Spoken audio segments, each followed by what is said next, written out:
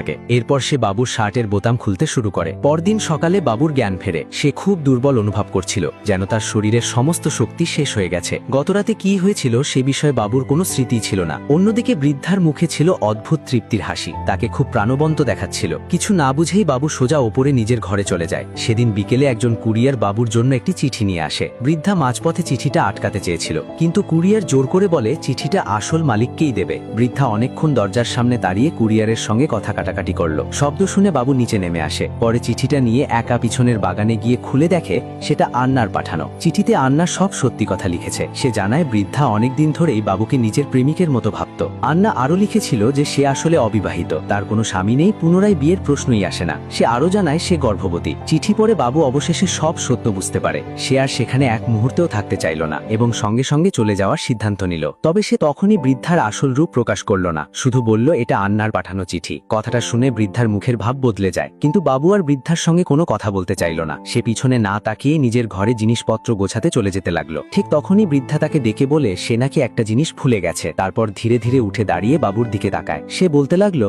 আমি কি খুব বেশি কিছু চেয়েছিলাম? কেউ আমাকে সত্যিকারের মানুষ হিসেবে দেখুক, শুধু এটাই তো চেয়েছিলাম। যদি আন্নার আপত্তি না থাকে সেও এখানে থাকতে পারে। চিঠির হাতের লেখা এত সুন্দর ছিল যে কিছুই সন্দেহজনক মনে হয়নি। কয়েকদিন পরে আন্না বাবুর খবর জানতে এবং বৃদ্ধার সঙ্গে সম্পর্ক ঠিক করতে আবার সেখানে আসে। গাড়ি থেকে নামতেই সে অধীর হয়ে বাবুর কথা জিজ্ঞেস করে, কিন্তু বৃদ্ধা আবারও মিথ্যা বলে জানায় বাবু কয়েকদিনের জন্য বাইরে গেছে। সে আন্নাকে ধৈর্য ধরে অপেক্ষা করতে বলে। আন্না বৃদ্ধার কথায় কোনো সন্দেহ করেনি। পরে সে পিছনের বাগানে গিয়ে নতুন লাগানো আপেল গাছটার দিকে শান্তভাবে তাকিয়ে থাকে। অথচ সে জানতই না যে বাবুকে সে এত খুঁজছে সে ওই গাছের নিচেই চাপা পড়ে আছে। শেষে বৃদ্ধা আন্নাকে বলে গাছে পানি দিতে সাহায্য করতে। এরপর বৃদ্ধা নিজের ভ্রমণের জিনিসপত্র গুছিয়ে নেয়। বয়সের সঙ্গে মানায় না এমন পুরনো কাপড়ও ফেলে দেয়। তারপর একাই ভ্রমণে বেরিয়ে পড়ে। আর কিছু না জেনেই আন্না সেই বাড়িতে থেকে যায়। বৃদ্ধা খুব ভালো করেই জানতো খুব শিগগিরই পুলিশ বাবুর লাশ খুঁজে পাবে, আর তখন সবচেয়ে বড় সন্দেহভাজন হবে আন্না। আন্না হাজারবার নিজেকে নির্দোষ বললেও সেটা প্রমাণ করা কঠিন হবে, কারণ তখন পর্যন্ত বৃদ্ধা পৃথিবীর অনেক দূরে পালিয়ে যাবে।